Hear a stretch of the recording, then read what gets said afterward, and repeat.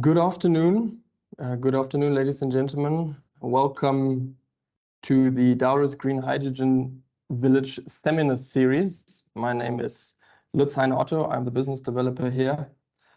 And before we start, just some housekeeping for the benefit of all. Today's session will be recorded, and we will later on upload the recording to YouTube. So you may want to switch off your camera or leave it on, just as you wish. I would also ask the participants to please mute themselves. I will not mute everybody, so please do mute yourself. And in fact, you can re-watch all of our episodes on YouTube. We had some brilliant episodes with my colleagues and some of our partners. We had episodes on wind energy and on solar energy and on the Daures Green Hydrogen Village project as a whole. And today's episode is episode number 5, and it is all about agriculture. And I'm very happy to be joined here today by Dion van Rooyen. Dion is a commercial manager at Vegtech Netafim, one of South Africa's leading greenhouse experts. And how it will work today, first of all, I will give you an overview of all agricultural activities at the Daures Green Hydrogen Village. And then later on, we will let Dion present the solutions they are proposing for the Daures Green Hydrogen Village and the greenhouses which will be built. And I guess we will have some time for a Q&A session afterwards. So after our 2 presentations, you are warmly invited to ask some questions to either me or to Dion. I will start off right away. Let me remind you of where and what the Daures Green Hydrogen Village project actually is. So the name Daures comes from the Daures constituency. Of course, the Daures constituency is in the Erongo region. It is actually the largest constituency in the Erongo region, but it is very sparsely populated, only around 11,350 people. And I think one of the more well-known settlements or towns is the city of Uys.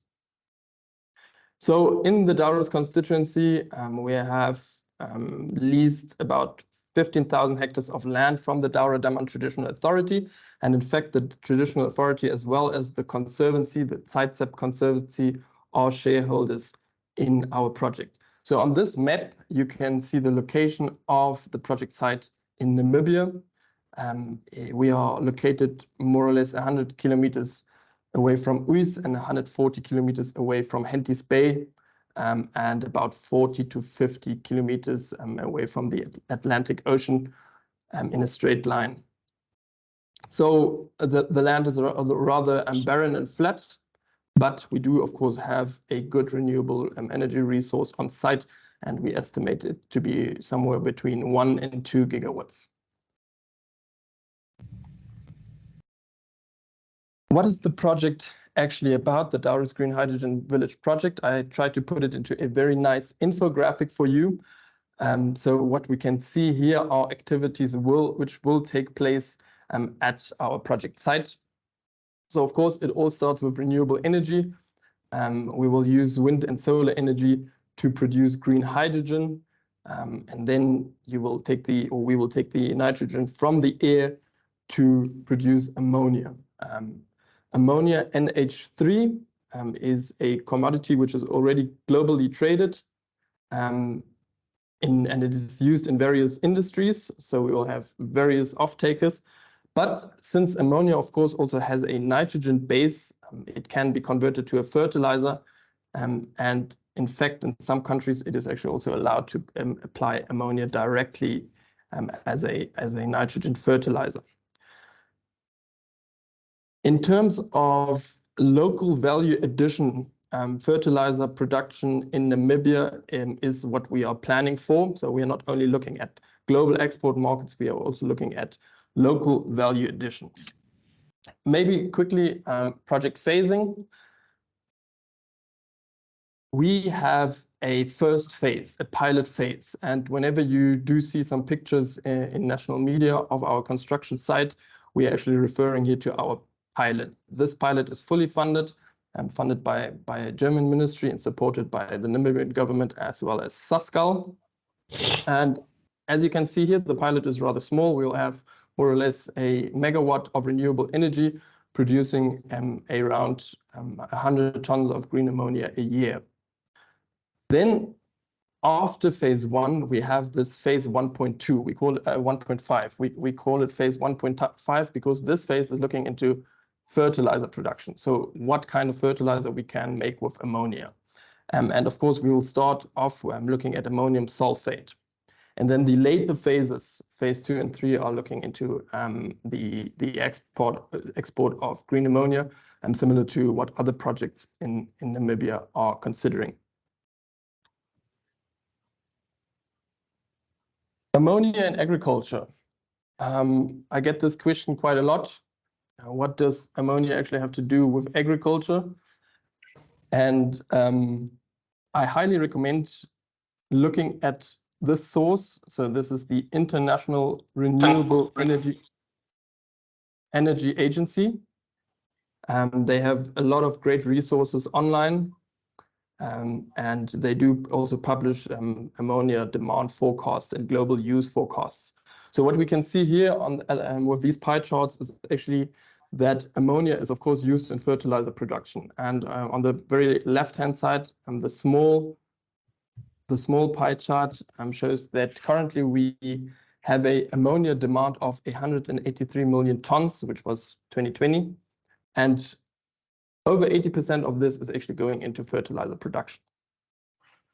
Now, the demand is of course going to grow, and your pie charts on the right do display the projected demands under a 1.5 degrees Paris commitment in terms of global warming.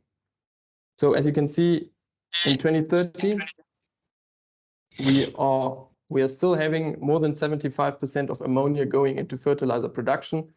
And then only later on in our century, we will see ammonia being used in other industries and in other forms, especially also as a shipping fuel or power generation. Maybe what is also interesting to note is that less than 1% of ammonia currently is green ammonia. So by green, we mean ammonia produced with renewable energies.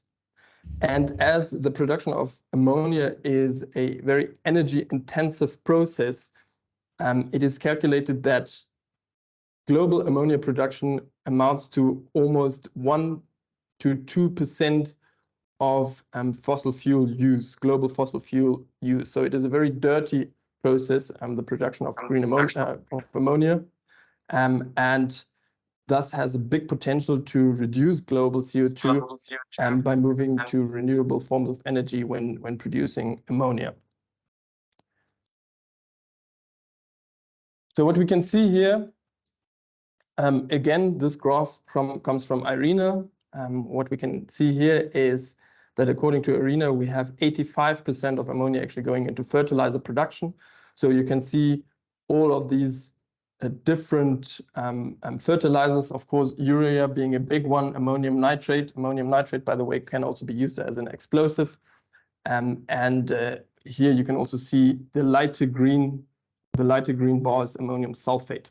And only the dark bar at the end, so less than 20% of current global ammonia is going into non-agricultural industries.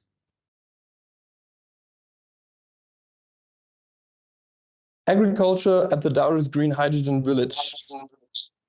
So let's look at what we are currently doing and what we are currently planning at the Daures Green Hydrogen Village.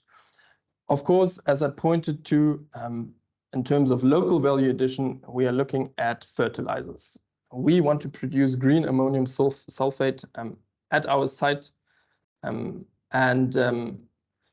the reason why we start with ammonium sulfate is, first of all, ammonium sulfate is easier in the industrial process compared to ammonium nitrate or urea. And we estimate that with our pilot plant, so with our current phase, we can already supply 30% of the Namibian market demands in terms of ammonium sulfate. And I included this graph here at the bottom left, just to show you that what happened to global supply chains when the pandemic hit, when Corona hit. So the average Namibian nitrogen fertilizer application rate dropped severely to around 3.7 kgs per hectare, which is very low. And in fact, the African average in terms of nitrogen application is also only a seventh of global rates. Another nice thing about ammonium sulfate is that we can follow a circular economy approach. So the fertilizer, the ammonium sulfide fertilizer, of course, requires sulfuric acid.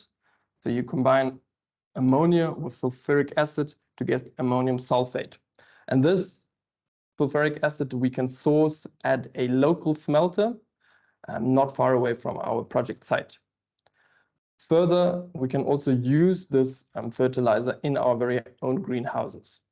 So we have commissioned the feasibility study, and we are pretty confident that by end of next year, we will produce Namibia's first green ammonium sulfate. In terms of agricultural production and processing, yes, we will get a greenhouse and a nursery. I don't want to jump the horse here. Dion will go into much detail in terms of the greenhouse solution you will find at the Daures site, which will hopefully be commissioned by May next year. So we will get about a hectare of a commercial butterfly greenhouse, plus a nursery for research and development. And we will first look into the production of a cash crop, namely tomatoes, and we are aiming to produce up to 500 tons of fossil low tomatoes in our greenhouse.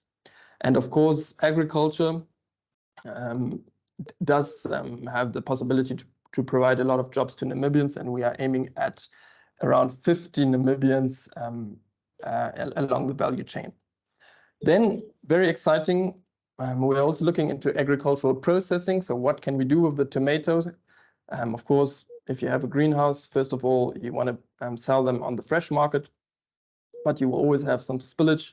And these tomatoes can actually be processed into tomato paste. There is a big demand for tomato paste in Namibia. We have the fishing companies which are tinning their fish together with tomato. So there is a demand. And of course, we want to push agricultural processing in Namibia. This is also one of NIPDB's agendas. So we are pretty confident that we can finance such a processing facility. Let me speak about community gardens and school gardens. Here, I'm very happy to announce that we have signed an MOU with the World Food Programme and to develop a transformative food system model at the Daures constituency. And we will start with school gardens, but we're also planning to move to community gardens.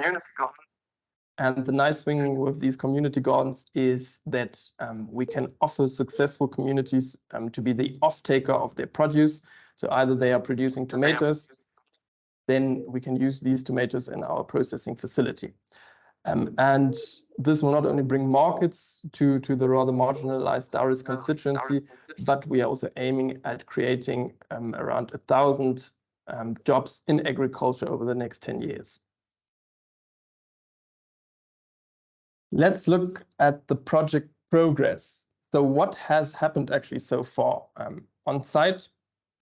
First of all, let me show you a small site layout. This is now for the phase 1 for the pilot project. I saw that, Dion, you also have this picture in your graph, in your presentation, so I'll just quickly go through it. This is basically a more or less 350 hectare fenced off area where we will build the pilot. As I said, between Henties Bay and Uys. And as you can see here on the bottom left, we will have the greenhouse and the nursery. We'll already have the platform for a processing facility. On your right, we have made provision for the renewable energies, which will be your solar and your wind, your electrolyzer. Then let's look at the housings and the buildings which will be constructed on site. I'm very happy to announce that we will have a training facility and a lab. In fact, we are partnering with the University of Namibia as well, with the University of Stuttgart. They will conduct a lot of research on site, not just into renewable energies, ammonia, but of course also into agriculture. We'll have a campsite and a eco-lodge on site to host dignitaries and researchers.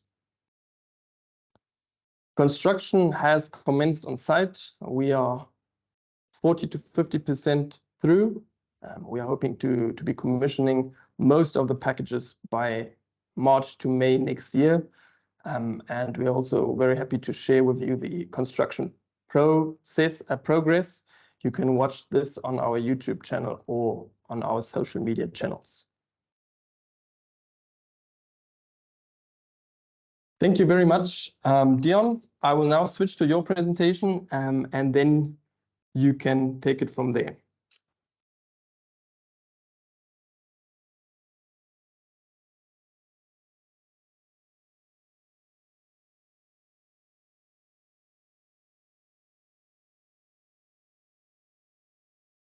Thank you, Lutz. Just tell me, are you in control of changing Yes. the slides? Okay. Yes. Yeah. So just basically, just a very quick introduction. My name is Dion van Rooyen. I've been involved in greenhouses for the last 30 years as company Vegtech, and we were actually bought. 50% of Vegtech belongs to a company called Netafim. They're the biggest irrigation company in the world, and they're the people that invented the drip irrigation. So we were we started negotiating with Lutz and the Daures group early, I think last year already, and trying to define the scope of the work that we need to do. And I'm just going to run through the various things that we decided on, and maybe give you a bit of background why we decided on each type of technology. So maybe you can go to the next slide, Lutz. So we specialize, like I said, in agricultural projects all over Africa. We do high-tech glass houses, we do plastic greenhouses, and we have a lot of blueberry projects in South Africa as well. We're part of a big blueberry project up in Rundu that I'm sure most of you guys are aware of. So yeah, we get involved in various technologies. Maybe we can go on to the next slide. So our aim is we have a whole team of engineers sitting with me in our head office in Cape Town, and the aim is to design projects that suit the different climatic conditions, as well as the various conditions and needs of various growers, so we can tailor-make a project for you. So let's go on to the next one. So for this specific project, we were contacted to offer a solution that will be energy and water sufficient and in a very harsh desert environment. So the project, as Lutz said, consists of a 1 hectare butterfly controlled greenhouse, and we'll go into a bit more detail just now. And then furthermore, also a research nursery, and also the pump room with all the equipment needed to do hydroponic precision irrigation and to reuse. I mentioned the recycling of the water, which is true. We take the runoff water from the greenhouse and we put it back into the main system. There are other ways of recycling as well, but we decided for this specific project to do the recycling like this. So we're going to put the water that we get back into the system, and so that we don't waste any water, because that is a very scarce commodity in Namibia.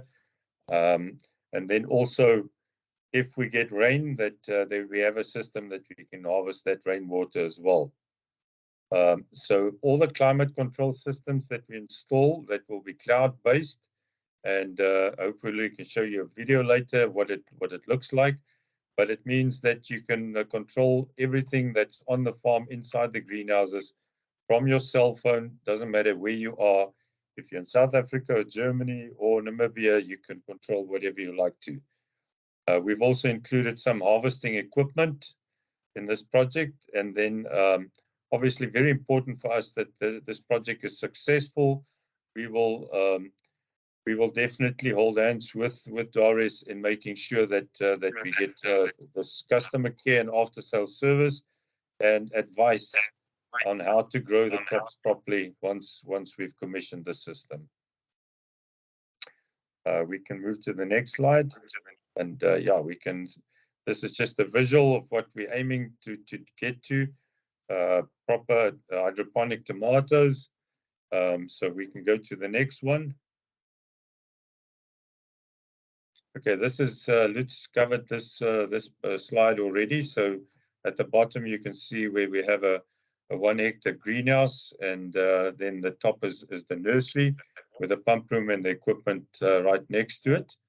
So let's go on to the next slide. So this is just a plan of what the butterfly greenhouse would look like.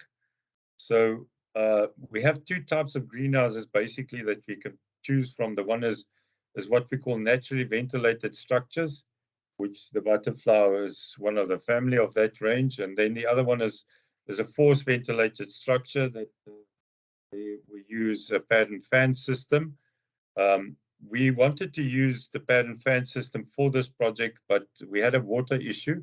The pad and fan system used quite a lot of water, and therefore we decided to go for the main grow out area for a butterfly greenhouse. In other words, that's a greenhouse that the roofs will open to get rid of the heat, and the sides of the greenhouse will open as well. And the sides, we protect the crop inside with a 50 mesh antivirus net. So we can go to the next slide, Lutz. So this is typically what these houses would look like. If you look at it from the side, you can see the top there. We have the windows opening to get rid of the excess heat. And then the sides we have open to get fresh air in from the sides. You can go on. So typically this is a picture from the inside of the house. And you will see that this house, the windows are open at the top to ventilate. Okay, we can go on to the next one. And because of the harsh climate that we have to deal with, we had to put in extra technology because if you have a naturally ventilated structure like this, the best that you can hope for is to have the same climate inside and outside. And obviously, that won't be good enough for us. So what we decided on is to have what we call a screen. You can see it on the left there. It's a mechanism, sort of a shade net type, if you will, that open and close according to the sun radiation. And when the radiation is at peak levels, then we close that screen so that we can create artificial shade inside the greenhouse, up to 45% shade, so that we can bring down the temperatures between 6 and 8 degrees, and as well as to protect the crop from sunburn. Then with that system, we have a high pressure fogging system that we introduce extra fog into the greenhouse, also to have with the evaporation and to help with the cooling of the greenhouse. And with that, we have a system that we mix the air so that we have uniformity inside the greenhouse. So with these components, we're quite confident that we'll be able to control the climate and create a very nice environment for the crop to grow. Let's go on to the next section. I'm not going to cover this in depth, but the floor we're going to cover with a black-white type of wheat mat, we call it. That's a covering that will reflect light, because light is very important inside a greenhouse. And then the plastic cover that goes on top of the structure is actually made of 5 layers. So we have the outside layer is an anti-dust, so that when dust settles on the plastic, there's a static layer so that the dust doesn't stick to the plastic. And then we have mechanical strength additives and we have an infrared blocker inside the plastic. Now, interesting for the infrared blocker, if you block infrared, that means that the night temperatures can be slightly higher, especially if you go into winter. We will accumulate the infrared rays that come through the plastic in the day, and we will trap 50% of that energy so that your night temperatures is higher. Therefore, without formal heating, we'll be able to grow in colder periods. So we will see how far we can take the crop into May, maybe June, because of this property of the plastic. It also has an anti-drip property that the condensation that forms on the plastic runs to the sides, and you will help prevent diseases. Interesting thing that we also have in this plastic is a UV blocker. In other words, we will block all UV to come inside the greenhouse and therefore have insect control. So there's a lot of mechanism inside plastic that we can utilize. It comes at fairly cheap prices to give you some extra tools to manipulate insects as well as the climate. Okay, we can move on. Then we're also going to build a research facility. You've noticed that the butterfly house was a 1 hectare unit.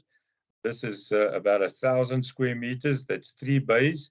So one of the bays we're going to use as a nursery, and that will be fitted with tables, and I'll show you a picture of that just now. And then the rest of the house will be fitted with a normal growing systems that you can trial different crops. If they want to see how peppers will do in that area, or maybe cherry tomatoes or cucumbers or something like that, or whatever they want to trial, then they can do research on the various crops inside this facility. This structure, we fitted a proper pad and fan because it is important that if you do research, that you can manipulate the climate much better and with much finer margins and better degree of control. The other house, we're going to have big crops in, and that will help with the climate control. Here, you're going to sit with small crops. So it's important that you have better management of the climate inside these structures. Okay, we can move on. So that's typically what the house would look like. On that one side, you will have what we call the wet wall, and that's typically a pad that you run water over, and you have a fan that sucks air through that pad, and the water that goes through that pad evaporates. The air lets the water evaporate, and the evaporation process gives us a cooling effect. And in that dry climate, we'll be very happy, if confident, and I'll show you now, that we can cool the climate quite a lot with this type of system. And then obviously on the outside, we protect the house with anti-insect nets so that you don't draw all the insects inside the greenhouse. We can move on. So that, again, typically we've added the screens inside this nursery, as well as there you can see a picture of what this pad actually looks like. We can go on. So this is typically what we can expect the performance of this house. We simulated a climate, say, of 40 degrees Celsius outside with a humidity of 20%. And with those conditions, we can cool the air coming through the wet wall to 27 degrees and leaving the house at 30. So you can see it's more than 10 degrees cooling that we can achieve. So we're quite happy and confident that with this type of technology, we'll be able to have a very nice climate inside. I think if that's the case up there, Lutz, the people will fight to work in this facility because it will be very comfortable inside there. So we can move on. So this is typically the type of tables and the seedling trays that you will have in the nursery side of things. So that will be fitted with tables that you can fit a proper germination tray on that. And you can do all sorts of germination of various types of seed in that facility. We can go on. Then we've put in the big facility, we're going to grow hydroponically. Therefore, we're going to grow in a coir medium that is a product that's made of coconut. It comes from Sri Lanka. So we're going to have a slab 1 meter long by about 15 centimeter by 10 centimeter, and each slab you'll see on the top right there, you're going to have holes in that, and each slab will take 4 plants, and that sits on a drain, so that the water that you irrigate, the runoff water will go into that drain at the bottom. We will collect the drain and send it back to the original dam. And then we've also given you scissor lifts so that you can work up to heights, because the house that we're supplying is 5.25 meters high under the gutter. So you're going to grow crops of 4 meters plus inside that greenhouse. Therefore, you need equipment to go up and down. So this is typically a scissor lift that a person can stand, and he can go up and harvest and prune and whatever activities he needs to do on those crops. So we can go on. This is typically just a PNID, a layout of the irrigation. So for you, some of you, I don't want to bore you with a lot of graphs and things, but basically in the big greenhouse, we have the capacity to have 4 different types of fertilizer mix that we can put inside. So if Lutz wants to play around with a different type of mix, you can have every irrigation, you can have a different type of mix. And then also you'll have an acid tank that you can adjust the EC and the pH. So the EC and pH is monitored, and we can adjust it all the time so that we stay within the parameters that we set it to be. So with this system, you can control everything. You can give different type of fertilizer mixes. You will control your EC and pH to whatever you desire. The house is also in different blocks. So we can have smaller blocks inside. We designed it so that we have 4 different irrigation blocks inside the greenhouse. Therefore, you will have a crop that could be 1 month old with 3 months and 4 months and 5 months, and each crop will have a different fertigation regime. So on the other one, on the nursery side, we have stock mixes that you will apply. So they will have a premix tank, and you will decide which one of the premix tanks you want to irrigate inside your nursery side. We can go on there. So obviously all the filters we need, all the mixing valves, all the dosing units, this is what you see here. We have a fertilizer tanks. You'll see behind those gray tanks, those are fertilizer tanks that you mix your mix in, and that gets with a dosing machine mixed into the water, the fresh water, at a ratio that you require and that you want. We also have freshwater storage tanks outside so that we make sure that when something happens, we have a buffer of water available so that we don't lose our crop. We can go on. So this is typically just a schematic, what this looks like with the fertilizer tanks, filters going into the plants with a drip irrigation. We collect the runoff on the other side and we pump it back. We can go on. So we also have a vibronet system inside the nursery that you can irrigate the plants inside the nursery, your seedlings, and also that will help with a bit of cooling as well. We can go on. So again, just to show you what the runoff system would look like. So we have these grow bags inside the greenhouse. We irrigate the water. You will irrigate with a runoff according to what you decide before. And then we collect the water inside the sumps outside the greenhouse. That water, the irrigation water, gets pumped back to the main supply of the project before they put it through a RO system. Okay, we can go on. Then obviously all of this needs a brain to control all these various systems. So here we have all the electrical systems on the left-hand side, and plus a Priva controller that you see on the right-hand side. Now this controller will control whatever you want. The EC, the pH, the climate, everything will be controlled. Everything is on the cloud. Everything is visible on your laptop and on a tablet and on your cell phone. So you can access this system wherever you are, and everything will be fully automatic. And the only thing that the grower has to focus on is to make sure that the plants are healthy. Otherwise, all the other things will be incorporated inside this control system.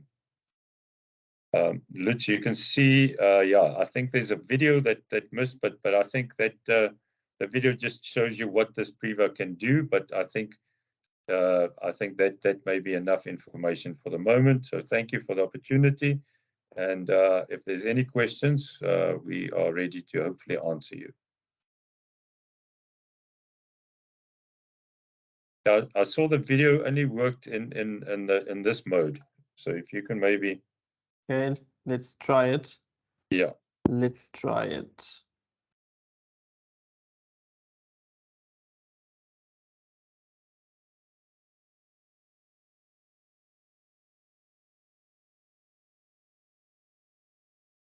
So I don't know whether there's sound there. There should be sound. Can you hear the sound? We can't. You can't. Okay. Okay, I think it's connected to my camera, so my microphone. I'll just bring my microphone closer to the laptop, and then we can try again.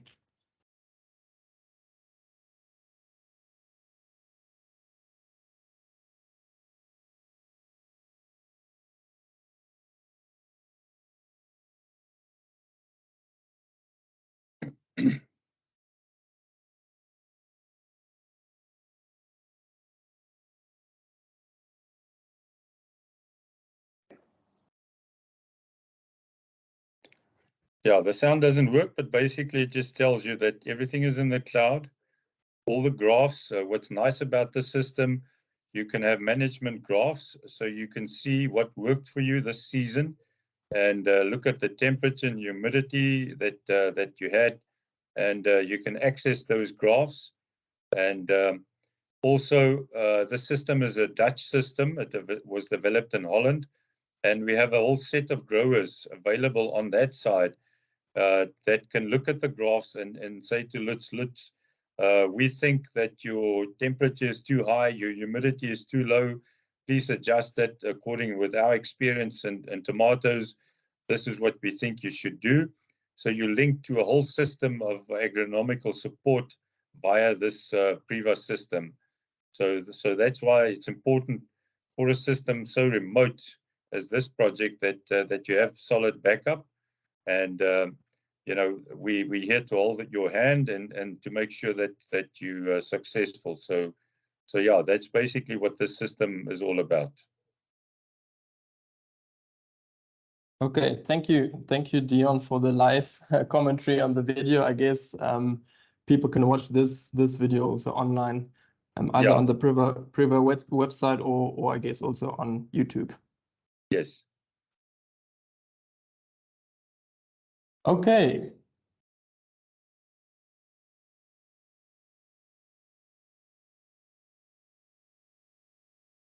Great, Dion. Thank you very much. I guess we have a couple of minutes left, and I would like to invite the audience if you have any question to Dion or to myself.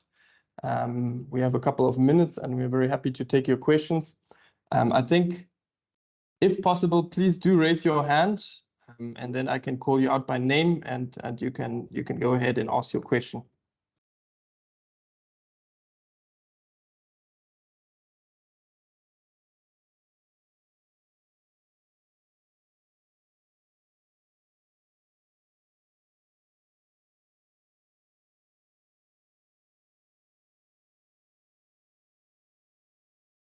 You need one guy to break the ice, one brave guy or a lady to break the ice. Okay, I do see a hand. Panasha, yes, please, Panasha, go ahead. Thank you very much, Lutz. Thank you, Dion, for the presentation. Very interesting. Just out of curiosity, the fertilizer that would be used in the greenhouse, could that be ammonia sulfate? The ammonia sulfate produced, is that a common use? If so, is there any plans to do that? Thank you. Lutz, you want to take that or? Yes, I think we were in discussion on this. Dion, yes, I think it is possible. So ammonium sulfate, you do get in a crystal form as well as in a liquid form.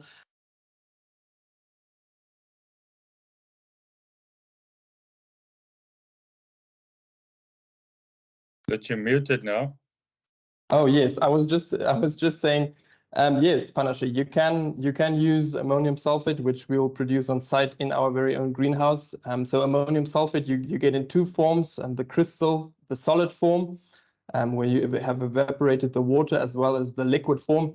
And as I believe, but Dion, you can correct me, as I believe you can use the liquid ammonium sulfate actually to put it into the system, which is provided by Vegtech Netafim.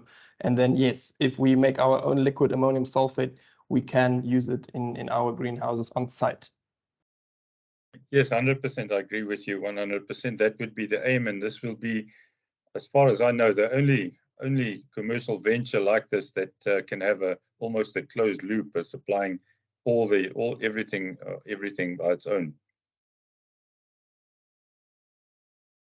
And also, just something I didn't mention, the pollination of the crop inside the tomatoes will be done by bumblebees, which is also quite exciting. We've found that we can't get bumblebees in South Africa, but you can in Namibia. So we found that the pollination with bumblebees is almost 30% better than all the other types of pollination. So I'm quite excited to see what the quality and the type of yields that we can expect from this project by using all this technology and the bumblebees. Okay, Panache, thank you very much for your question. And do we have more questions? The floor is open to the audience. Please do raise your hand and I will call you out.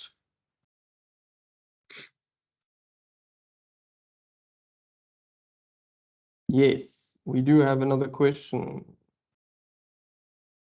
Eric and Moses, please go ahead, ask your question.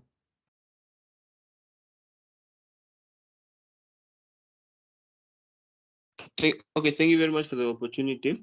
Well, I just wanted to ask, what's the cost for setting up the whole greenhouse, just the greenhouse without the nursery? If you're talking the greenhouse without the nursery, I haven't got the cost right in front of me now, but I would think, and it's difficult because the irrigation is in there as well. So if you only talk about the greenhouse, I would think maybe 8 million in that region, I think, if I remember correctly.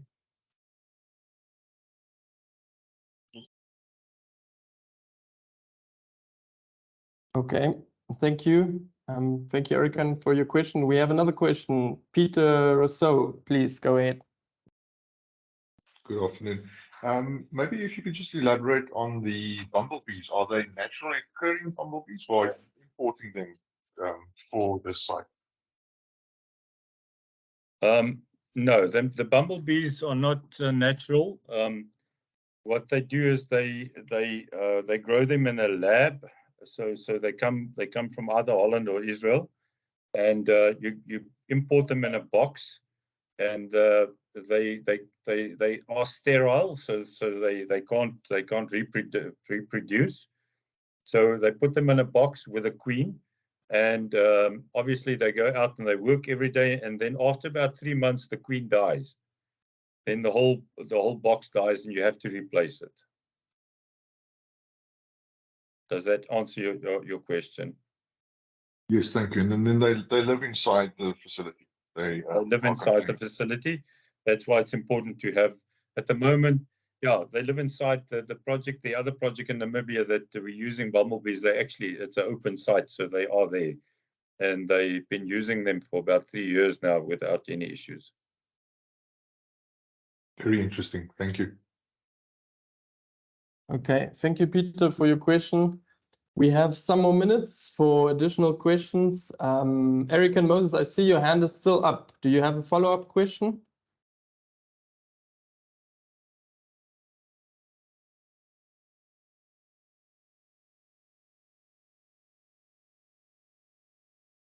Okay, now I see his hand is removed now. So the floor is open again. Any additional questions from the audience?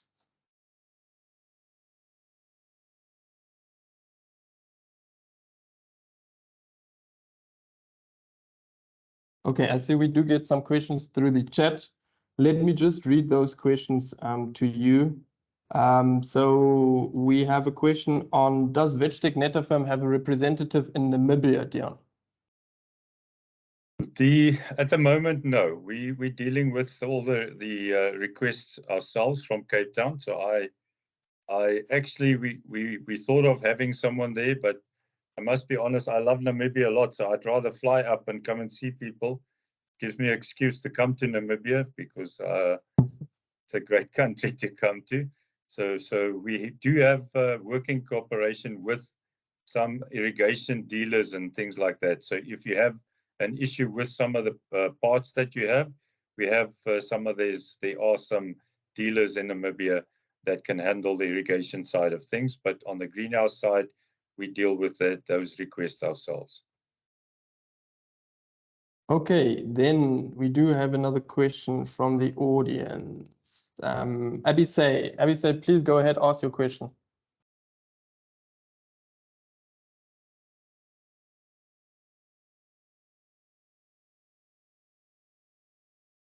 Abisay, can you hear us? I think Abisay is on Please mute. do. Yes, Abisay is on mute. Please unmute yourself and ask your question.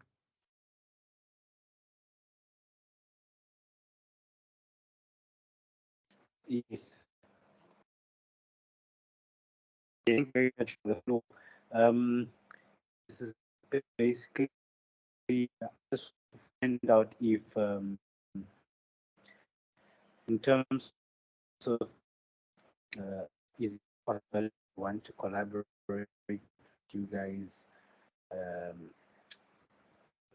if any way can I,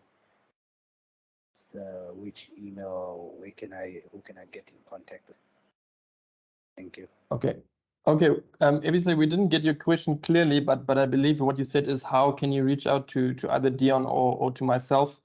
Yes, Dion, I guess you can probably put in the Vegtech Netafim email address under which you are reachable. Abisay, in case I got your question wrong, please do put it into the chat. Then I will reread your question. Just quickly before you answer, Dion, the Daures Green Hydrogen Village can be reached info@daures.green. info@daures.green. These emails will also reach me. So in case you have a question to myself. Okay, and Dion, your contact details? Yeah, I've actually put it in the chat as well, but it's Dion, DEON, at vegtech.co.za. Okay, we can't see it yet in the chat. Maybe can you put it in the chat again, Dion, please? Oh, now, okay, there it is. Dion@vegtech.co.za. I see we have another interesting question here from Panashe in the chat. On the 500 tons per year, so this is in the optimal case, in a facility like this, what will be the wastage in terms of percentage? Dion, maybe you have a rough estimate in terms of wastage, especially if you are growing tomatoes. Yeah, from our experience, maybe just a long way to answer your question. If we have quite good contacts with some big tomato growers in South Africa and they grow outside. So the one guy said to me, if I grow tomatoes outdoors and I harvest 150 tons a hectare, of that 150 tons, 27 ton is A grade. So you can see there's a lot of B and C and wastage on that. Our aim inside the greenhouse is 85% plus, maybe to 90%, but let's put 85% as A grade. So we're looking at 15%, which is made up of B grade, and of that 15%, I would say 2-3% is total wastage. So that's why you're investing in technology, is to cut down on wastage. And spray, obviously, if something we didn't even touch is that if we control the climate optimally, then you don't have to spray for insects and pests and diseases, because we can control a lot of that with a proper climate control. So you're going to grow a green vegetable as well, hopefully a ripe green vegetable.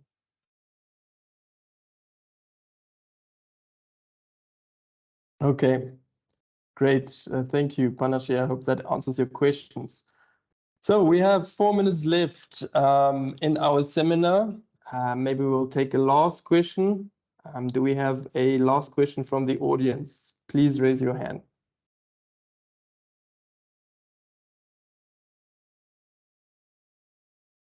Yeah, I do see we have another question in the chat. Let me see. I arrived in the meeting slightly behind. Okay, yes, this question is on crop rotation in the greenhouse and what kind of other vegetables we are planning on planting. Yes, so maybe I can take that question. We'll start off with tomatoes as an easier cash crop, but as Dion explained, the irrigation or the planting base and the irrigation setup is of such a nature that we can actually plant more than one crop species in the greenhouse, in the commercial greenhouse. And for that, we will have the R&D nursery. So R&D means the research and development nursery, where we will definitely test other cash crops. We have been pointed to the fact that berries are currently sought after in the market, so we will definitely also trial strawberry production and maybe also some other horticultural crops, like, for example, peppers.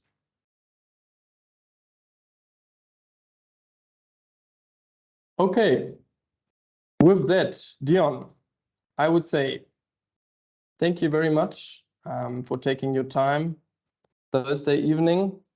And we are looking forward on working together and finishing this project with you. To the audience, please do follow us, our social media, especially on YouTube. You can actually see the construction of the greenhouse. So we just started construction. I guess the next couple of videos, which will be uploaded to our YouTube channel, will actually see some progress in the construction of the greenhouse. And with that, ladies and gentlemen, I conclude. Dion, again, thank you very much, and all the best to you, and hope to see you soon on site. Thanks a lot, Lutz. It's always a pleasure. Thank you. Goodbye. Thank you for the guys that made the effort to listen in. Thank you, everybody. Bye-bye. Thank you. Bye-bye.